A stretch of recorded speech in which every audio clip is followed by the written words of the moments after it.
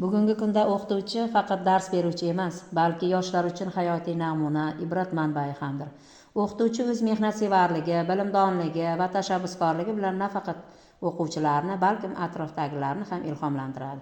Shu bois men o'qituvchilik faoliyatim bilan bir qatorda bo'sh vaqtlarimni samarali o'tkazish maqsadida limon yetishtirish bilan shug'ullanaman.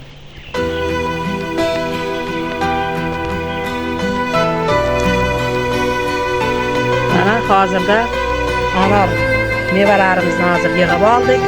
Har bir anorimizning og'irligi 900 gram, 1 kilodan oshiq chiqmoqda. Sinovlardan o'tgan bu, ne sabrlardan o'tgan bu, shukronalarin ayta ayta mehrga yuz tutgan baxt bu.